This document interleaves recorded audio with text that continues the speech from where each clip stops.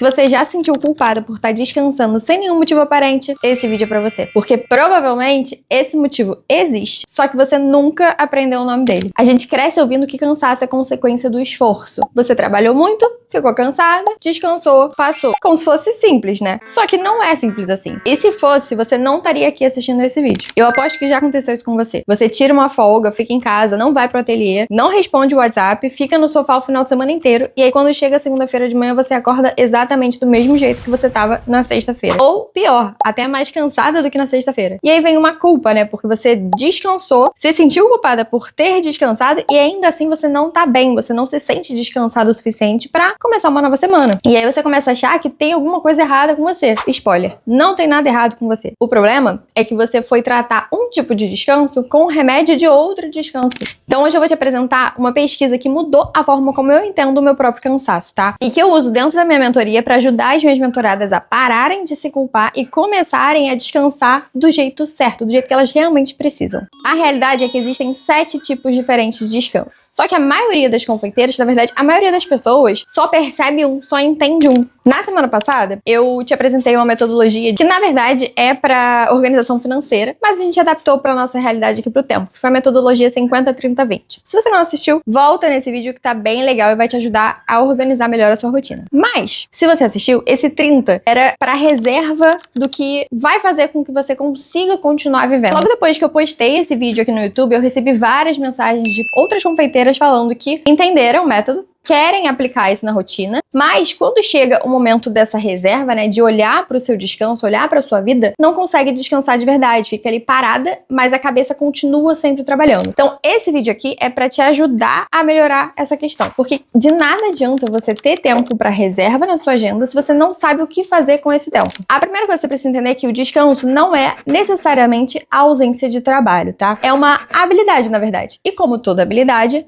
ela é treinável. Existe uma médica e pesquisadora americana chamada...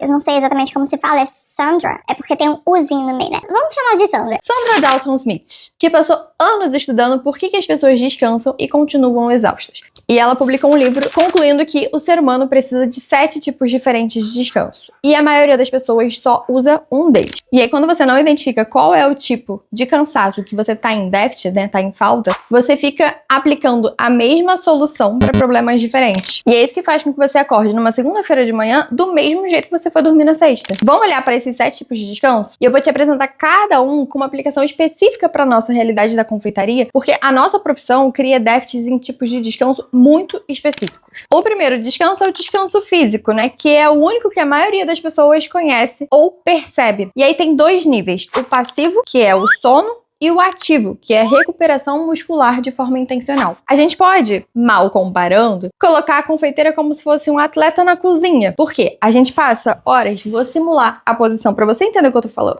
A gente passa horas em pé na cozinha, e aí na maioria das vezes a gente tá fechando o braço, a gente tá parado com o pescoço tensionado para baixo, a coluna tá o tempo inteiro tensionada também para manter, né, a nossa postura. E aí isso tudo tem um custo que vai acumulando para o seu corpo. Então, o descanso físico ativo é o alongamento, a fisioterapia, uma massagem, um pilates que você faz. O objetivo disso não é só desestressar, mas também recuperar o seu corpo. Esses são tipos de descanso ativos. E aí o descanso passivo é o sono, mas ele é só a metade desse primeiro tipo de descanso físico. É a primeira parte que você tem que se preocupar, mas tem todas as outras partes junto. O segundo tipo de descanso é o descanso mental. E esse é o mais ignorado entre as confeiteiras e, vou além, tá? É o mais ignorado na vida das mulheres também, porque ele não parece que é um trabalho, né? Mas ele é. Descanso mental é a capacidade de você parar de resolver problemas na sua cabeça quando você tá fora do trabalho. Aquele orçamento que você fica calculando mentalmente enquanto você assiste uma série. O cardápio de Natal que você começa a montar na sua cabeça durante o banho. Os pedidos que você revisa 11 horas da noite antes de dormir. Quando a sua mente não para, mesmo que o seu corpo esteja parado, você acumula um déficit mental. E é esse déficit que cria aquela sensação de que você acorda já cansada, mesmo você tendo dormido. O descanso mental real precisa de atividades que ocupem a sua mente com algo que seja leve e que te mantenha presente ali naquele momento. Um podcast de curiosidade que seja diferente do assunto que você costuma trabalhar. Uma caminhada ouvindo música. Algum esporte em equipe que te faça ficar com a cabeça naquilo que você tá fazendo. Ou seja, qualquer coisa que convide o seu cérebro a ficar ali, presente naquele momento, sem estar resolvendo nada do seu trabalho. O terceiro tipo de descanso é o descanso sensorial. Pensa na quantidade de estímulos sensoriais que a nossa profissão envolve. É o cheiro forte de baunilha, de chocolate o dia inteiro. Gente, quando eu tô assando brownie, o cheiro domina e ele fica impregnado no meu cabelo. Eu já entrei no Uber e o Uber falou assim, nossa, que cheiro de chocolate. Eu falei, ai, que ótimo, tem muito brownie hoje. Então, é muito cheiro forte, por mais que a gente não sinta mais. É o barulho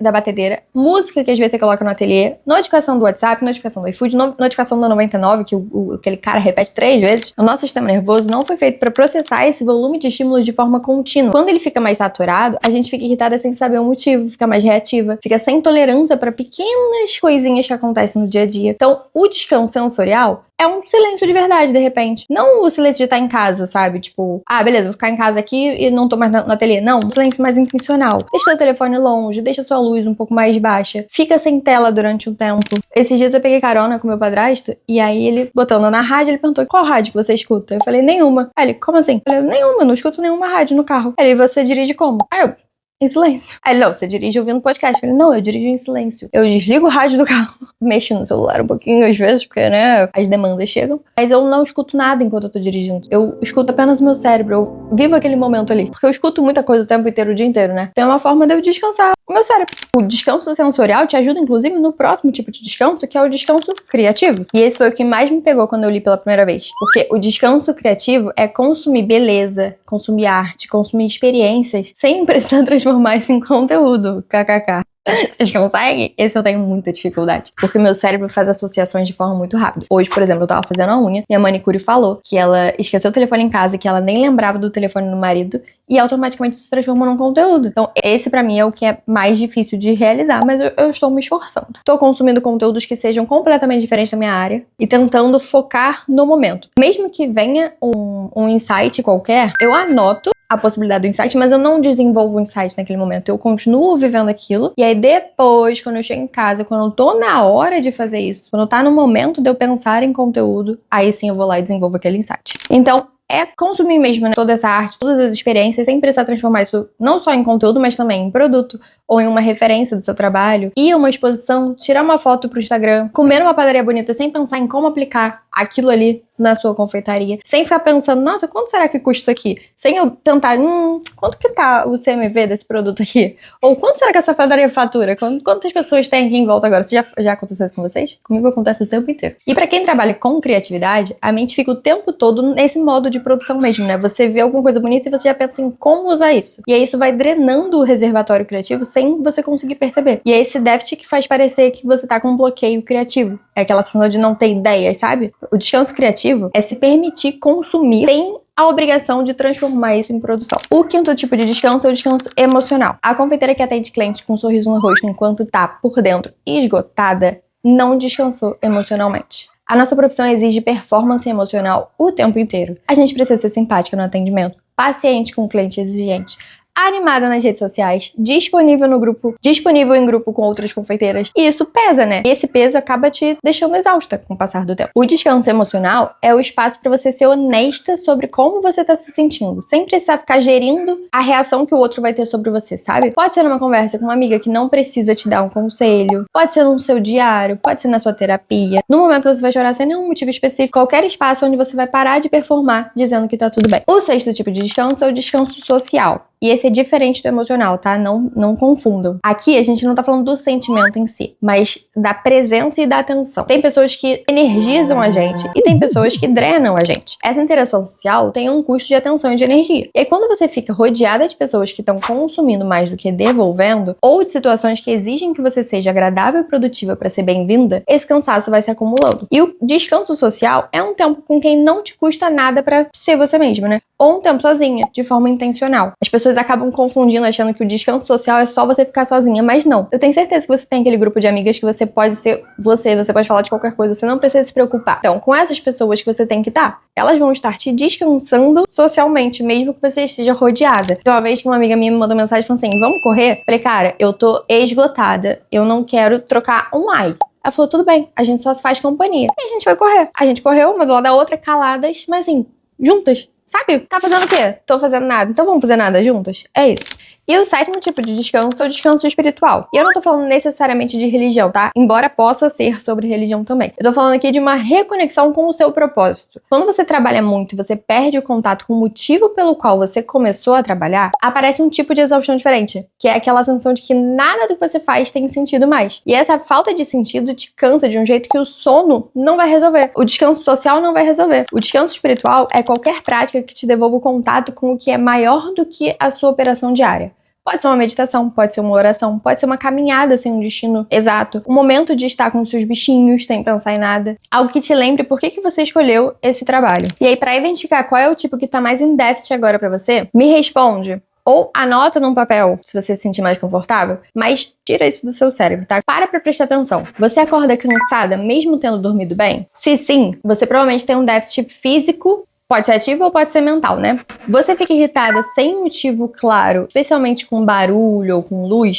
então é o déficit sensorial. As suas ideias estão se repetindo e você perdeu a vontade de criar, aí é déficit criativo. Ou você se pega fingindo que tá bem quando você na verdade não tá? Se sim, é o déficit emocional. Você termina algumas interações sociais um pouco mais drenada? Se sim, é o déficit social. E por último, você perdeu o contato com o motivo pelo qual você começou na confeitaria? Se sim, é o déficit espiritual. E aí, pode ser que você esteja com todos esses déficits juntos de uma vez, porque a gente vive numa sociedade que tá muito acelerada. Mas começa a olhar para o mais urgente primeiro. Faz pequenas mudanças. Olha o que tá te fazendo mais falta agora. Tenta ajustar a sua rotina. E ao invés de achar que você precisa simplesmente passar um final de semana inteiro dentro do seu quarto trancada para descansar para uma nova semana, tenta fazer descansos diferentes para cada tipo de cansaço que você tem. E se você nunca tinha pensado nisso, me conta aqui nos comentários o que mudou na sua percepção, se fez sentido para você, qual cansaço você acha que é o que mais te pega no seu dia a dia. Eu adoro saber o que vocês estão sentindo. É importante para mim entender se vocês estão gostando do conteúdo também, para que eu possa continuar e para que eu possa criar conteúdos cada vez mais personalizados para você que tá aqui me assistindo. Já deixa seu like aqui no vídeo também e não esquece de se inscrever aqui no canal. Te espero na próxima segunda-feira, porque